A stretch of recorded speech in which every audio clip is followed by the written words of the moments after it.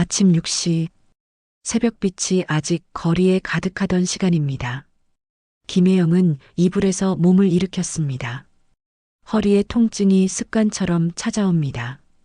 어제 밤새 양쪽 발목을 주무르며 혈액순환을 도왔지만 아침이 되면 어김없이 뻐근함이 돌아옵니다. 침대 옆 탁자에 놓인 손목 시계는 정확히 6시 5분을 가리키고 있습니다. 김혜영은 침대에서 일어나 두터운 파티마 슬리퍼를 신었습니다. 거울 앞에서 산발한 머리를 손가락으로 정리했습니다. 얼굴에는 깊은 주름이 패여 있고 광대뼈가 예리하게 튀어나와 있습니다. 정년을 2년 앞두고 50대 말부터 시작된 갱년기는 아직 끝나지 않은 것 같습니다. 하지만 김혜영의 눈빛은 맑습니다. 70년을 살아오면서 배운 인내와 책임감이 그 눈 속에 담겨 있습니다. 거실로 내려오자 시계는 6시 15분입니다. 강남의 대저택은 3층으로 이루어져 있습니다. 1층은 거실과 주방, 3개의 침실이 있습니다. 2층에는 큰아들 김태준과 그의 아내 이순희가 사용하는 침실이 있습니다. 3층은 손녀 김지은의 방과 다용도실입니다. 주방의 냉장고는 상당히 큽니다. 정부 지원 가전제품 같은 모습입니다. 김혜영은 자동으로 냉장고 문을 열었습니다. 어제 남은 나물과 반찬들이 투명한 용기에 담겨 정렬되어 있습니다. 밥을 하기 위해 쌀을 계량했습니다. 3인분입니다. 아니, 정확히는 2인분과 죽 한 그릇입니다. 주방 가스레인지 위에 전기밥솥이 올라갑니다. 30분 뒤에 밥이 완성될 것입니다. 그 사이 김혜영은 반찬을 데우고 국을 끓입니다. 냉장고에서 꺼낸 멸치와 다시마로 육수를 만듭니다. 손가락 관절염이 있어도 칼질은 빠릅니다. 양파, 당근, 물을 가늘게 채를 써서 국에 넣습니다. 손에 물기를 닦고 주방 벽에 붙은 시간표를 봅니다. 6시 50분에 손녀 김지은이 일어날 시간입니다. 7시에 밥상이 차려져야 합니다. 7시 30분에 손녀가 학원 버스를 타야 합니다. 시간은 정확하게 흘러갑니다. 6시 45분 밥이 완성됩니다. 밥솥에서 김이 피어오릅니다. 국도 끓어 있습니다. 반찬도 모두 준비됩니다. 큰 상 위에 밥을 담은 그릇이 놓입니다. 국기가 먼저 놓입니다. 나물, 계란말이, 김구이, 멸치볶음이 한 줄로 펼쳐집니다. 그 옆에 흰 그릇이 놓입니다. 그 안에는 묽은 죽이 담겨 있습니다. 김혜영의 몫입니다. 거실에서 발걸음 소리가 들립니다. 손녀 김지은이 내려옵니다. 수면옷을 입은 14살 소녀는 하품을 하며 거실 소파에 앉습니다. 거실 벽에 붙은 대형 텔레비전이 켜집니다. 아침 뉴스가 방송되고 있습니다. 김혜영은 손녀가 앉아 있는 거실의 모서리 큰 테이블에 밥상을 차립니다. 손녀의 자리에는 밥과 국 그리고 많은 반찬이 놓입니다. 손녀가 밥을 먹기 시작합니다. 거실의 또 다른 쪽 구석에는 작은 의자와 밥상이 있습니다. 거기 위에 죽 한 그릇만 놓입니다. 2층에서 발걸음 소리가 들립니다. 큰아들 김태준이 내려옵니다. 흰 와이셔츠와 검은 바지를 입은 45살 남자입니다. 얼굴에는 피로가 가득합니다. 어제도 그제도 밤 10시가 넘어 돌아왔습니다. 회사의 신사업팀 팀장으로 일하는 그는 매일 문제를 안고 집에 옵니다. 그는 큰 밥상 앞에 앉습니다. 밥과 국과 반찬이 가득한 그 밥상 앞에 앉습니다. 김태준은 밥을 집어 입에 넣습니다. 그는 작은 밥상 위에 죽 그릇을 본다. 아니, 본 척합니다. 김혜영은 거실 한 구석에 앉아 죽 한 그릇을 들고 있습니다. 죽을 한 숟갈 떴습니다. 그 죽에는 소금기도 없습니다. 고명도 없습니다. 그냥 미지근한 쌀죽입니다.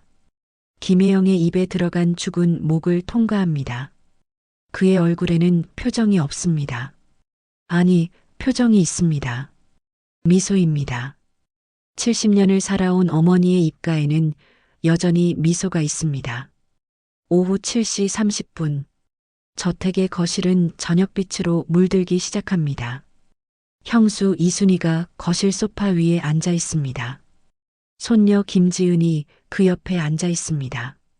이순이는 손에 최신형 휴대폰을 들고 있습니다. 화면을 켰다 껐다를 반복합니다. 그녀의 눈빛에는 계산이 담겨 있습니다. 주방에서는 김혜영이 설거지를 하고 있습니다. 어제의 남은 음식을 정리하고 국그릇을 씻고 밥솥을 헹굽니다.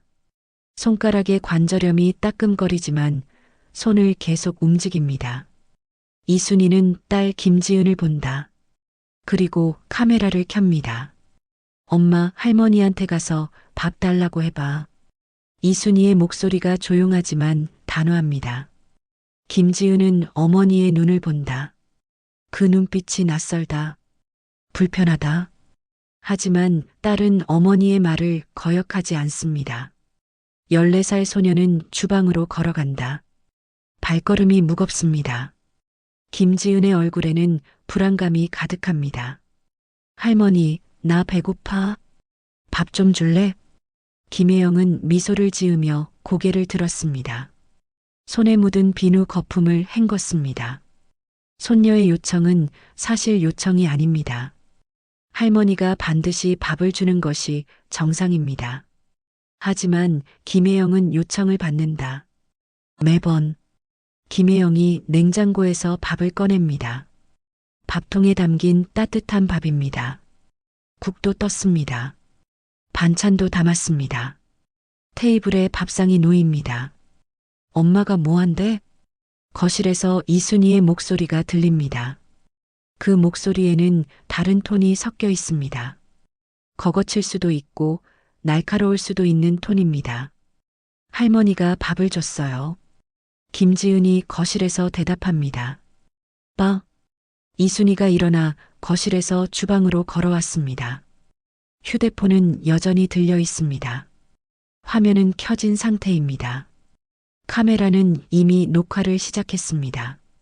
이순이는 테이블에 놓인 밥상을 본다. 그리고 딸을 본다. 이건 누구 밥이냐? 이순이의 음성이 변합니다. 손가락이 김지은의 어깨를 짚는다. 손녀는 몸을 움츠린다. 할머니가 주셨는데요? 김지은의 목소리는 작습니다. 마치 자신이 무언가 잘못한 것 같은 목소리입니다. 할머니, 이거 누구라고 했어? 이순이의 목소리가 더 커집니다. 김혜영이 고개를 들었습니다. 할머니는 무엇이 잘못됐는지 이해하려 합니다. 이 아이가 배고프다고 해서 배고프다고? 아까 초콜릿 먹지 않았냐? 이순이의 말이 쏟아집니다. 손녀는 거실로 물러나간다. 거실에 있던 휴대폰이 계속해서 녹화하고 있습니다. 어머니는 우리 집의 밥상을 함부로 건드리면 안 돼요. 이순이는 밥상 앞에 의자에 앉아 있는 김지은 쪽으로 고개를 더 숙였습니다. 목소리는 더 낮아졌습니다. 하지만 담겨 있는 톤은 더 차갑습니다. 우리 지은이는 공부를 잘해야 하는데 할머니 때문에 자꾸 한눈을 팔아. 이게 이해가 가? 김지은은 대답할 수 없습니다. 김혜영도 대답할 수 없습니다. 이순이는 밥상을 향해 손을 뻗었다. 밥, 국, 반찬을 집어들었다. 모두를 들어 올렸다. 그리고 주방의 싱크대 위에 내팽개쳤다. 밥이 흩어진다. 국물이 튀긴다. 밥상은 바닥에 떨어진다. 앞으로는 할머니 말 듣지 마. 할머니는 이제 우리 집의 일원이 아니야. 이순이의 목소리가 마지막을 장식합니다. 휴대폰의 화면은 여전히 켜져 있습니다. 카메라는 모든 것을 담고 있습니다. 김지은은 거실로 물러나간다. 소파에 누워 천장을 본다. 김혜영은 주방에서 흘린 음식들을 치운다. 손가락이 떨린다. 하지만 얼굴은 여전히 평온하다. 대구의 호텔방. 밤 11시. 김준호는 침대에 누워 있습니다. 로펌의 사건 휴가를 받아 서울의 형 집에 머물다 돌아온 지 3일. 3일 동안 본 것들이 머릿속에서 떠나지 않습니다. 어머니의 야윈 얼굴, 형수의 냉담한 눈빛, 손녀의 불안한 표정, 그리고 설거지를 하는 어머니의 모습, 주방에서 설거지를 마친 어머니가 화장실로 가는 모습, 거실로 나오지 않는 어머니. 그 다음 날 아침 어머니는 다시 주방에 있었습니다. 밥을 짓고 반찬을 준비하고 손녀를 챙기고 마치 어제 일이 없었던 것처럼, 마치 모욕이 없었던 것처럼 김준호는 침대에서 일어났습니다. 휴대폰을 집어들었습니다. 로펌의 사건팀 조동훈 변호사에게 전화했습니다. 밤 11시 30분이었습니다. 조 변호사 있어? 조동훈은 변호사이면서 동시에 김준호의 대학 선배입니다. 전공은 가정법입니다. 준호, 이 시간에 가정 내 학대 사건 조회를 좀 해주고 싶은데. 김준호의 목소리는 낮습니다. 조동훈은 김준호의 어조 변화를 감지했습니다. 무언가 심각한 일입니다. 뭐가 있었어? 내일 사무실에서 만날 수 있어? 오전 10시 로펌의 조용한 회의실. 조동훈은 마주 앉은 김준호의 얼굴을 봅니다. 3년을 만나지 않은 후배입니다. 얼굴이 달라졌습니다. 눈빛이 날카로워졌습니다. 김준호는 조동훈에게 상황을 설명합니다. 어머니가 밥을 제때 받지 못한다는 것, 형수의 대우가 비정상이라는 것, 하지만 형수가 카메라에 기록했다는 것. 조동훈의 표정이 변합니다. 법이 사이기 전에 인간으로서의 분노가 일어납니다. 영상이 있어? 네. 형수의 휴대폰에 있어요. 그 휴대폰을 증거로 확보할 수 있어? 모르겠습니다. 조동훈은 의자에 기대 앉습니다. 깊은 숨을 쉬었습니다. 노인학대는 형법 제291조, 아동학대는 아동복지법 위반이야. 둘 다 중죄야. 특히 영상이 있으면 증거로서의 가치가 엄청나지. 그 영상을 어떻게 확보하지? 조동훈이 볼펜을 집었습니다. 법조인의 냉철함이 들어옵니다. 일단 경찰에 신고해. 공식 수사가 들어가면 휴대폰은 영장으로 압수할 수 있어. 그 다음은 우리 손을 떠나지. 김준호는 배름소리의 울음을 들었습니다. 그것은 법적 정의에 대한 울음입니다. 하지만 그것은 또한 어머니를 보호할 때까지의 시간이 너무 길다는 울음이기도 합니다. 조동훈은 덧붙였습니다. 가정법 사건은 보통 6개월에서 1년 이상 걸려. 그 사이 피해자는 계속 노출될 수 있어. 김준호는 그 말을 들었습니다. 그리고 이해했습니다. 법은 정의를 가져올 수 있지만 즉시성이 없다는 것을, 어머니는 그 사이에도 고통받을 것이라는 것을. 그 밤 김준호는 호텔방에서 천장을 봅니다. 시계는 밤 2시를 가리킵니다. 그의 눈빛에는 이성과 분노 사이의 전쟁이 펼쳐지고 있습니다. 새벽 5시 김준호는 침대에서 일어났습니다. 수면이 오지 않았습니다. 화장실에서 찬물로 얼굴을 씻었습니다. 거울 속에 자신의 얼굴이 낯설어 보입니다. 서울행 기차표를 샀습니다. 오전 8시 30분 출발. 대구역에서 경주역을 거쳐 서울역에 도착하는 기차입니다. 소요 시간은 2시간 30분. 김준호는 가방에 옷을 집어넣었습니다. 필요한 것이 많지 않았습니다. 법률 서적도 필요 없었습니다.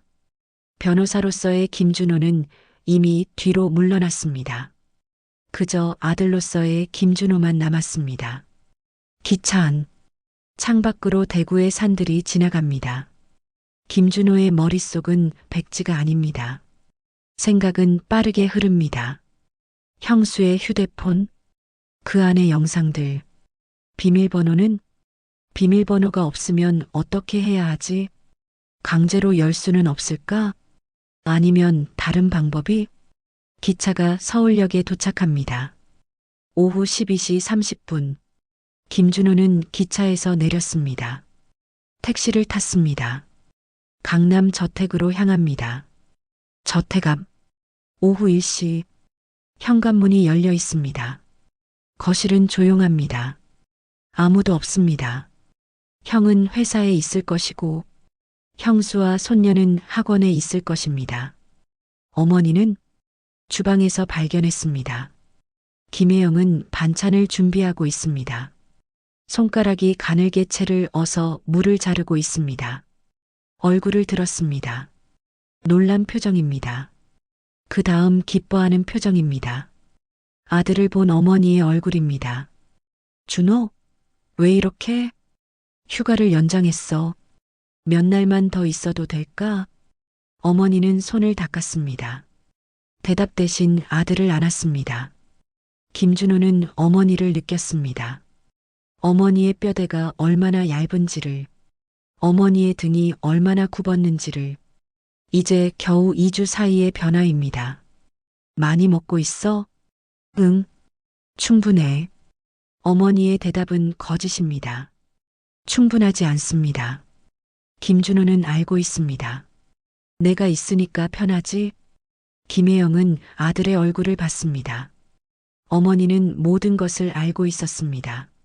자신이 받는 대우를, 자신의 아들이 그것을 알고 있다는 것을. 오후 3시. 형수와 손녀는 학원에서 돌아오지 않았습니다. 김준호는 저택을 돌아다니기 시작했습니다. 거실, 침실, 현관을 살폈습니다. 카메라가 있는지 없는지 확인했습니다. 카메라는 없었습니다. 그 다음은 형수의 침실, 침대 옆에 탁자, 옷장, 책장, 모든 곳을 살폈습니다. 오후 4시. 책장 뒤에서 발견했습니다. 검은색 최신형 휴대폰, 상단에는 작은 금테두리가 있습니다. 형수의 것입니다. 비밀번호 6자리. 김준호는 추측을 시작했습니다. 형수의 생일? 아니. 손녀의 생일? 아니. 형의 생일? 아니. 그들이 결혼한 날? 아니. 5번째 시도에서 1129. 그것은 형수의 어머니 기일입니다. 형수의 어머니를 요양원에 보낸 그 해의 그달, 그날. 휴대폰이 열렸습니다. 사진 폴더를 열었습니다. 그 안에는 수백 개의 사진과 영상이 있었습니다. 모두 같은 주제였습니다. 어머니, 밥을 주지 않는 어머니, 모욕하는 어머니, 그리고 그것을 웃으며 보는 형과 형수. 첫 번째 영상. 형수와 손녀가 어머니에게 말합니다. 할머니는 우리 집에 필요 없는 사람이야. 두 번째 영상. 어머니의 얼굴에 물을 끼얹습니다. 세 번째 영상. 어머니를 욕합니다. 김준호의 손이 떨렸습니다. 휴대폰이 거의 떨어질 뻔했습니다. 그 순간 거실에서 소리가 들렸습니다. 발걸음. 형수가 돌아온 것 같습니다. 김준호는 휴대폰을 다시 책장 뒤에 집어넣었습니다. 오후 4시 30분. 형수와 손녀가 거실에 나타났습니다. 형수는 김준호를 보고 놀랐습니다. 막내가 왔네? 형수의 목소리는 밝습니다. 마치 아무 일도 없었던 것처럼, 마치 그 영상들이 없었던 것처럼. 김준호는 대답하지 않았습니다. 형수를 봤습니다. 오래 봤습니다. 형수는 불편해했습니다. 왜 그렇게 봐? 아무것도 아니야. 그 밤 김준호는 침대에 누웠습니다. 하지만 잠은 오지 않았습니다. 새벽 2시, 새벽 3시, 새벽 4시. 이성의 끈이 점점 가늘어집니다. 아들로서의 감정이 점점 뜨거워집니다. 형과 형수의 얼굴을 떠올립니다. 그들이 웃고 있는 모습을 떠올립니다. 어머니를 무시하며 웃는 모습을. 새벽 5시. 김준호의 눈이 감깁니다. 하지만 그것은 수면이 아닙니다. 분노의 눈감음입니다. 오전 10시 큰아들 김태준이 회사로 출근합니다. 김준호는 거실의 소파에 앉아 어머니를 봅니다. 어머니는 주방에서 점심을 준비합니다. 어제와 같은 일상입니다. 밥을 짓고 반찬을 준비합니다. 그리고 저녁이 되면 형수가 어머니를 모욕할 것입니다. 김준호는 일어섰습니다. 형수의 침실로 들어갔습니다. 책장 뒤에 휴대폰을 꺼냈습니다. 영상들을 다시 봤습니다. 한 번, 두 번, 세 번. 감정은 점점 뜨거워집니다. 정오. 김준호는 형수에게 전화를 걸었습니다. 여보, 나 토요일 출장이 생겼어. 일주일 정도 대구에서 해결해야 할 일이 있어. 그동안 엄마 좀 잘 봐줄 수 있을까? 형의 거짓말입니다. 아니, 거짓말이 아닙니다. 계획입니다. 알겠어. 안심하고 가. 여기 모든 게 잘 돌아가고 있어. 형수의 목소리입니다. 밝은 목소리입니다. 아무도 의심하지 않을 목소리입니다. 오후 1시 형이 회사에서 돌아옵니다. 어느 때보다 빨리 가방을 집었습니다. 출장 가는 거 맞지? 비행기로? 형수가 묻습니다. 응, 오늘 저녁 비행기야. 좋아. 잘 다녀와. 형은 집을 나갔습니다. 차를 타고 떠났습니다. 오후 4시 김준호는 거실에서 창밖을 봅니다. 저 거리에서 형은 지금 뭘 하고 있을까요? 회사라고 생각하며 보내고 있을까요? 아니면 정말로 형의 관심은 형수에게만 있을까요? 저녁 6시 형수와 손녀가 학원에서 돌아옵니다. 김준호는 거실에서 책을 읽는 척합니다. 막내, 공부해? 응, 논문 좀 읽고 있어. 형수는 의심하지 않습니다. 딸 김지은이 자신의 방으로 올라갑니다. 저녁 7시 형수는 자신의 침실에 들어갑니다. 휴대폰을 충전합니다. 책상에 놓입니다. 형수는 샤워를 합니다. 그 사이 김준호의 손이 움직입니다. 형수의 침실로 들어갑니다. 책상 위에 휴대폰, 스크린샷, 영상 파일, 모든 것을 스마트폰으로 찍습니다. 증거를 기록합니다. 샤워 소리가 멎습니다. 30초. 김준호는 현관으로 달렸습니다. 가방을 집었습니다. 문을 열었습니다. 밖으로 나갔습니다. 택시를 탔습니다. 경찰서로 향합니다. 오후 8시 경찰서에 신고 접수 창구. 김준호는 경찰관에게 신고 용지를 작성합니다. 사건명 가정 내 노인학대 및 아동학대. 피해자 김혜영. 가해자 김태준, 이순희. 신고자 김준호. 경찰관이 내용을 읽습니다. 그 얼굴이 진지해집니다. 이게 정말 사실인가요? 네. 증거가 있습니다. 김준호가 휴대폰을 펼쳤습니다. 스크린샷된 영상들, 메시지들. 경찰관은 바로 출동을 지령합니다. 신고 번호가 기록됩니다. 수사가 시작됩니다. 그 밤 저택에서 형수는 자신의 침실로 들어갑니다. 휴대폰이 없습니다. 어디 두었지? 서둘러 찾습니다. 책상 위, 옷장, 침대 밑. 결국 찾지 못합니다. 그리고 시간은 밤 8시 45분이 됩니다. 밤 8시 45분. 저택의 현관. 초인종이 울립니다. 연속으로 다급하게 형수가 거실에서 현관을 봅니다. 초인종이 또 울립니다. 문을 열자 현관 밖에 수십 명의 인형이 있습니다. 경찰관들입니다. 제복을 입은 경찰관이 최소 6명, 사복 형사가 2명, 임장 영상을 촬영하는 자가 1명. 이순희입니까? 아동학대 및 노인학대 혐의로 현장 조사를 진행합니다. 형사가 수사장을 펼칩니다. 형수의 얼굴이 창백해집니다. 뭐가 뭐라는 건데? 형수가 중얼거립니다. 형사가 침실로 들어갑니다. 휴대폰을 찾기 시작합니다. 거실에는 김혜영이 나타났습니다. 주방에서 어머니의 눈 속에는 이해할 수 없는 감정이 가득합니다. 무언가 잘못되었다. 무언가 깨지고 있다. 그것이 자신을 향한 것인지 아닌지 모르지만 형사가 휴대폰을 발견했습니다. 침대 밑에 숨겨진 보관함. 여기에 두었나요? 이게 뭔가요? 제 휴대폰을 왜? 형수가 반발합니다. 하지만 형사는 이미 영장을 펼쳤습니다. 수용성이 있습니다. 휴대폰이 증거물로 수거됩니다. 비닐 봉투에 담깁니다.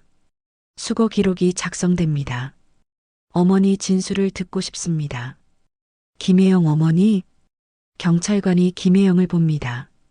어머니는 고개를 들었습니다. 표정은 여전히 평온합니다. 하지만 눈물이 흐르고 있습니다. 네, 저입니다. 몇 달 동안 충분한 음식을 제공받지 못하셨다고? 네, 신체적 학대를 당하셨다고? 어머니는 대답하지 않습니다. 대신 손목을 들어 올립니다. 팔에는 멍이 있습니다. 몇 주 전의 멍입니다. 경찰관은 즉시 카메라로 기록했습니다. 증거가 되기 위해 밤 9시 30분 사건 현장의 조사가 끝났습니다. 형수는 경찰에 동행합니다. 신문을 받기 위해 저택은 조용해집니다. 김혜영이 거실에 앉아 있습니다. 손녀 김지은이 자신의 방에서 나옵니다. 계단을 내려옵니다. 어머니의 얼굴이 창백합니다. 할머니, 엄마가 어디 간 거예요? 김지은이 어머니에게 물어봅니다. 하지만 어머니는 대답할 수 없습니다. 할 말이 없습니다. 밤 11시 경찰서. 김태준이 경찰서에 도착했습니다. 회사에서 긴급 연락을 받았습니다. 아내를 찾아왔습니다. 경찰은 그를 신문실로 보냅니다. 김태준 씨, 가정 내 노인학대에 대해 알고 있습니까? 김태준의 얼굴이 변합니다. 순간적으로 이해합니다. 자신의 아내가 무엇을 했는지, 자신이 무엇을 방관했는지, 제가 무슨 잘못을, 당신의 아내가 당신의 어머니를 의도적으로 음식을 제안했습니다. 동영상 증거가 있습니다. 경찰관이 휴대폰을 켰습니다. 스크린 속의 형수와 아들, 영상이 재생됩니다. 형수의 목소리가 들립니다. 자신의 목소리가 들립니다. 이건 김태준은 더 이상 말할 수 없습니다. 더 이상 항변할 수 없습니다. 새벽 3시 검찰청 사건 기록이 올라갑니다. 기록 번호가 부여됩니다. 수사 주임 검사가 배정됩니다. 검사는 휴대폰 영상을 확인합니다. 증거는 명확합니다. 영상 속 아동학대, 영상 속 노인학대, 그리고 그 영상을 촬영한 자의 의도. 이것은 단순한 가정폭력이 아닙니다. 의도된 학대입니다. 증거가 있는 학대입니다. 검사가 키보드를 친다. 문건을 작성합니다.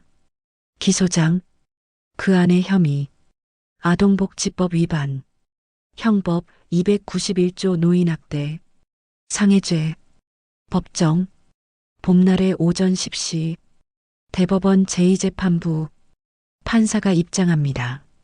관형을 입은 판사는 자신의 자리에 앉습니다. 검사가 기소 요지를 읽습니다. 피고인 김태준과 이순희는 2023년 3월 15일부터 동년 9월 22일까지 약 6개월간 피고인들이 피고인석에 앉아 있습니다. 김태준은 고개를 숙입니다. 이순희는 앞을 봅니다. 그 얼굴에는 후회가 없습니다. 증거 제출 단계. 휴대폰 영상이 재생됩니다. 법정 전체가 그 영상을 봅니다. 침묵이 흐릅니다. 영상 속 어머니의 모욕, 영상 속 아이의 불안, 증인 신문 단계. 어머니 김혜영이 증인석에 올라갑니다. 검사의 질문을 받습니다. 당신은 며칠에 한 번 밥을 제공받지 못했습니까? 대부분의 날이었습니다. 신체적 폭력도 당했습니까? 어머니는 팔을 걷어 올립니다. 생채기가 아직도 남아 있습니다. 판사는 모든 것을 봅니다. 모든 것을 듣습니다. 판단의 순간이 옵니다. 정오. 판결 선고. 판사가 입을 엽니다. 피고인 김태준, 이순희는 아동복지법 위반, 노인학대 혐의로. 판사의 목소리는 단호합니다. 징역 5년, 추가로 300시간의 사회봉사를 명합니다. 아동인 피해자 김지은의 양육권은 모계 가정으로 이양합니다. 법정 속의 사람들이 숨을 내쉽니다. 김지은의 외할머니가 고개를 숙입니다. 외손녀를 향한 그 결심이 담겨 있습니다. 법정 밖 계단에서 김준호가 어머니를 안습니다. 어머니의 눈에 눈물이 흐릅니다. 하지만 그것은 슬픔의 눈물이 아닙니다. 그것은 해방의 눈물입니다. 강남 고급 요양원. 보호실. 어머니 김혜영은 침대에 누워 있습니다. 하지만 그 침대의 주변은 다릅니다. 식탁 위에는 따뜻한 밥이 있습니다. 새끼 규칙적인 밥입니다. 반찬도 많습니다. 영양사가 어머니에게 식사를 권합니다. 김어머니, 점심시간입니다. 드세요. 어머니는 일어앉습니다. 손이 더 이상 떨리지 않습니다. 얼굴에는 살이 돌아왔습니다. 매주 목요일, 김준호가 요양원을 방문합니다. 변호사복을 입고 그 복장 아래는 여전히 아들의 심장이 뛰고 있습니다. 엄마, 밥 잘 드셨어? 응. 이 음식이 정말 맛있네. 어머니는 웃습니다. 진정한 미소입니다. 고통 속의 미소가 아닌 그저 진정한 미소입니다. 요양원의 창밖. 봄날의 햇빛이 쏟아집니다. 벚꽃이 피고 있습니다. 세상은 다시 아름답습니다. 어머니가 그것을 다시 볼 수 있게 되었습니다. 이 사연을 끝으로 모든 고통 앞에서 정의는 오늘도 누군가의 분노를 통해 다시 태어나며 그 분노가 사랑이 될 때만이 세상은 비로소 바뀐다는 것을 우리는 결코 잊으면 안 됩니다.